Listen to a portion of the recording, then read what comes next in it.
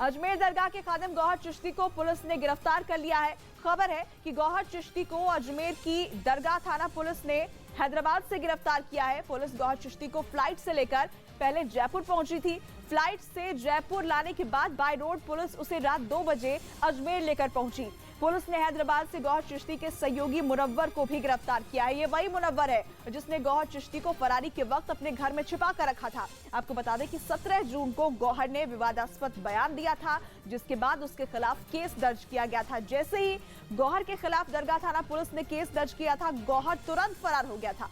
Police को लगातार गौहर चिश्ती की लोकेशन राजस्थान के बाहर मिल रही थी। अब पुलिस गिरफ्तारी के बाद गौहर से कन्हैयालाल बॉर्डर में भी पूछताछ करेगी। क्योंकि इससे पहले जो खबर आई उसने जांच एजेंसियों के होश उड़ा दिए। कहा गया कि प्रधानमंत्री मोदी के पटना दौरे पर पीएफआई यानी पॉपुलर फ्रंट ऑफ इंडिया ने गड़बड़ी फैलाने की बड़ी साजिश रची थी। प्रधानमंत्री बिहार विधानसभा भवन के शताब्दी समारोह में शिरकत करने 12 जुलाई को पटना गए थे और इससे ठीक एक दिन पहले यानी 11 जुलाई को पुलिस ने एक ऐसी साजिश का पर्दाफाश किया जिसने पूरे देश को दहलाकर रख दिया। पुलिस ने पटना के फुलवारी शरीफ में बनी एक बिल्डिंग पर 11 जुलाई की रात में छापा मारा। छापेमारी के बाद पुलिस को वहां से जो कुछ भी मिला उसने एक ऐसे प्लान की तरफ इशारा किया जिसने उनके भी होश उड़ा दिए। पुलिस के मुताबिक बिल्डिंग में पिछले 2 महीनों से देश विरोधी गतिविधियों को अंजाम दिया जा रहा था। पुलिस ने दावा किया कि बिल्डिंग पर छापे में उन्हें जो दस्तावेज मिले उनमें भारत को 2047 तक एक मुस्लिम राष्ट्र बनाने का ऐलान किया गया था। पाकिस्तान की मदद लेकर के भारत के विरुद्ध युद्ध छेड़ना जैसी बातें।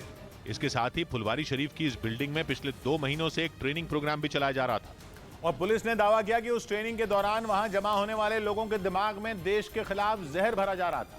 उन्हें इस बात के लिए तैयार किया जा रहा था कि वो देश के अलग अलग हिस्सों में सांप्रदायिक तनाव पैदा कर सके। मतलब यह कि फुलवारी शरीफ की इस बिल्डिंग में 2 महीनों से देश को दहला देने की साजिश रची जा रही थी। पुलिस के मुताबिक छापेमारी के दौरान उसने जिन 2 लोगों को पकड़ा उनमें एक मोहम्मद जलालुद्दीन ही इस बिल्डिंग का मालिक है। यहीं से लोगों को देश विरोधी गतिविधि चलाने के लिए लोगों को शिक्षा दी जाती थी। सूत्रों के हवाले से खबर है कि गिरफ्तार जलालुद्दीन और अतहर परवेज प्रधानमंत्री के दौरे के दौरान गड़बड़ी फैलाने की तैयारी कर रहे थे, जिसका जिक्र पुलिस की एफआईआर में भी है। झारखंड पुलिस का retired sub inspector Jalaluddin PFI का सदस्य है, जबकि पुलिस ने दावा किया कि अतहर परवेज पटना के गांधी मैदान ब्लास्ट कांड के आरोपी का भाई है। और पुलिस के मुताबिक ये दोनों मिलकर ट्रेनिंग के लिए जमा होने वाले लोगों को 2047 तक भारत को मुस्लिम राष्ट्र बना देने का सपना दिखाते थे। लेकिन इससे पहले कि अपने इस मिशन में कामयाब हो पाते, पुलिस के हत्थे चढ़ गए। 12 जुलाई को प्रधानमंत्री के दौरे से पहले सुरक्षा एजेंसियां अलर्ट पर थीं। इसी बीच फुलवारी शरीफ में देश के खिलाफ कुछ गतिविधियां होने की खबर आईबी की तरफ से बिहार पुलिस को दी गई और फिर बिहार पुलिस ने छापा मारकर जलालुद्दीन और अतहर को गिरफ्तार कर लिया। उनके ठिकाने से पुलिस ने पीएफआई के झंडे, कई फॉर्म और लोगों की एक लंबी लिस्ट बरामद की। छापेमारी के दौरान काफी आपत्तिजनक सामान बरामद हुए हैं। आप तस्वीरों में भी साफ तौर पर देख सकते हैं, ये पीएफआई का झंडा है। पुलिस को वहां से 26 ऐसे लोगों की भी एक लिस्ट बरामद हुई जो ट्रेनिंग का हिस्सा थे। लेकिन पुलिस के मुताबिक जलालुद्दीन और अतहर की ट्रेनिंग में शामिल होने वाले ज्यादातर लोग अपना नाम और पता बदलकर वहां आते थे। और ऐसा इसलिए कि ट्रेनिंग में आने वाले किसी भी आदमी की पहचान जाहिर न हो, ताकि बाद में किसी घटना को अंजाम देने के बाद आसानी से उनका पता न चल सके। पुलिस की पूछताछ में जलालुद्दीन ने बताया कि उनके निशाने पर झारखंड, केरल, तमिलनाडु और पश्चिम बंगाल के ऐसे लोग होते थे जो गरीब और कम पढ़े लिखे होते थे।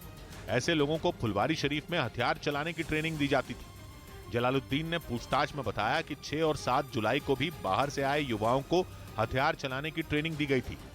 इस मामले में पुलिस ने अरमान मलिक नाम के एक और आरोपी को गिरफ्तार किया। बताया गया कि सभी आरोपियों से बिहार पुलिस, एनआईए और एटीएस की टीम पूछताछ कर रही है। अमेरिका की कैलिफोर्निया के जंगल में लगी आग बढ़ती जा रही है। जंगलों में लगी आग पर अब तक काबू नहीं पाया जा सका है। कैलिफोर्निया के योसेमाइट जंगल की आग अब सियरा नेशनल फॉरेस्ट तक पहुंच जाने का खतरा बढ़ चुका है। कैलिफोर्निया के जंगलों में इस समय 17 वर्ग किलोमीटर के दायरे में आग लगी हुई है। दमकल विभाग जंगल में लगी आग को तेजी से बुझाने में जुटा है। आग बुझाने के लिए हेलीकॉप्टर और विमान का सहारा लिया जा रहा है। कैलिफोर्निया के जंगल में ये आग बीते 7 जुलाई को लगी थी, जिसे अब तक बुझाया नहीं जा सका है। उधर बाइडेन के इजरायल दौरे के बीच खबर है कि अमेरिका इजरायल के नए air defence system iron beam को खरीद सकता है। इस डिफेंस सिस्टम को इजरायल का सुरक्षा कवच भी माना जाता है। इसी साल अप्रैल महीने में इसका परीक्षण किया गया था। और इस घातक हथियार को अमेरिका के राष्ट्रपति बाइडेन ने अपने इजराइल दौरे में करीब से देखा। इस दौरान वहां के रक्षा मंत्री ने उन्हें इस डिफेंस सिस्टम की खूबियां गिनाई। इजराइल का दावा है कि उसका iron beam air defence system आसमान में उड़ते रॉकेट, ड्रोन और मिसाइलों को लेजर बीम के जरिए मारकर ढेर कर सकता है और यह सिस्टम 2 से 4 सेकंड के भीतर ही 7 किलोमीटर तक की दूरी पर मौजूद किसी भी टारगेट पर निशाना साध सकता है। यही वजह है कि अमेरिका इस घातक सुरक्षा कवच को अपनी सेना के बेड़े में शामिल करने की तैयारी कर रहा है। लेकिन सवाल है कि अमेरिका के पास पहले से ही एक से बढ़कर एक हथियार और मिसाइलें हैं। ऐसे में उसे इजराइल से इस डिफेंस सिस्टम को खरीदने की जरूरत क्यों पड़ी? और क्यों अमेरिकी राष्ट्रपति बाइडेन ने अपने इजराइल दौरे में इस खतरनाक हथियार को देखने में इतनी दिलचस्पी दिखाई? असल में अमेरिका अपनी सैन्य ताकत को और मजबूत करने की तैयारी में है। उसे पता है कि ताइवान मुद्दे पर चीन के साथ उसका संघर्ष कभी भी शुरू हो सकता है। ऐसे में उसे बड़ी संख्या में जंगी ड्रोन, मिसाइलों और घातक रॉकेटों का सामना करना पड़ सकता है, जिसके लिए उसे इजराइल के इस एयर डिफेंस सिस्टम की भी जरूरत पड़ सकती है, जो हवा में उड़ रहे दुश्मन के किसी भी हथियार को बेहद तेज लेजर लाइट से नष्ट करने की काबिलियत रखता है। खबर तो यह भी है कि अमेरिका दुनिया भर में मौजूद अपने सैन्य अड्डों की सुरक्षा के लिए भी इजराइल से इस डिफेंस सिस्टम को खरीद सकता है। बिहार से ये बड़ी खबर आपको बता दें, आरएसएस से पीएफआई की तुलना करने पर पटना के एसएसपी घिर गए हैं। पटना के एसएसपी को कारण बताओ नोटिस जारी किया गया है। उधर बीजेपी ने बिहार सरकार से एसएसपी को हटाने की मांग की है। आपको बता दें कि एसएसपी ने पीएफआई की तुलना आरएसएस की शाखा से की थी, जिसके बाद अब पटना एसएसपी को कारण बताओ नोटिस जारी किया गया है। इस विवादास्पद बयान के बाद एसएसपी से जवाब तलब किया गया है।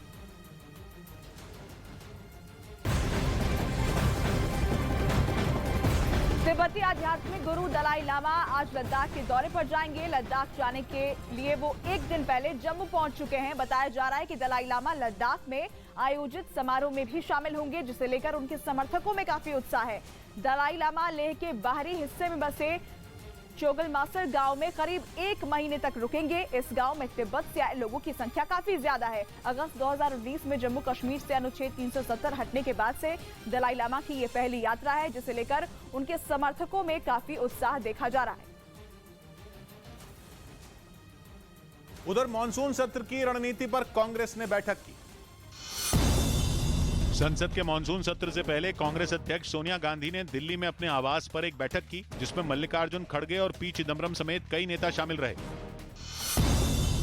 उत्तराखंड के हरिद्वार में एक पुलिसकर्मी ने बहादुरी दिखाई और गंगा नदी में डूब रहे आदमी की जान बचा ली। शूटिंग विश्व कप के 10 मीटर एयर राइफल इवेंट में भारतीय टीम ने भी गोल्ड मेडल जीत लिया। उधर उत्तर प्रदेश की राजधानी लखनऊ के आलमबाग से एक हैरान करने वाला वीडियो सामने आया। आरोप है कि वहां एक कार ड्राइवर की लापरवाही की वजह से एक आदमी की मौत हो गई। ये पूरी घटना वहां लगे सीसीटीवी कैमरे में कैद हो गई, जिसमें एक स्कूटर कार के दरवाजे से टकराता दिखाई दिया। जो सीसीटीवी वीडियो आया उसमें सड़क किनारे एक कार खड़ी दिखाई दी, जिसके करीब से एक स्कूटर गुजर रहा था। जैसे ही स्कूटर कार के पास पहुंचा, कार में बैठे आदमी ने बिना देखे कार का दरवाजा खोल दिया और जैसे ही दरवाजा खुला, पीछे से आ रहा स्कूटर कार के दरवाजे से टकरा गया। ये टक्कर इतनी तेज थी कि वो स्कूटर सवार काफी दूर जा गिरा, जिसके बाद वहां मौजूद लोगों ने उसे आनन फानन में अस्पताल में भर्ती कराया, लेकिन इलाज के दौरान उस आदमी की मौत हो गई।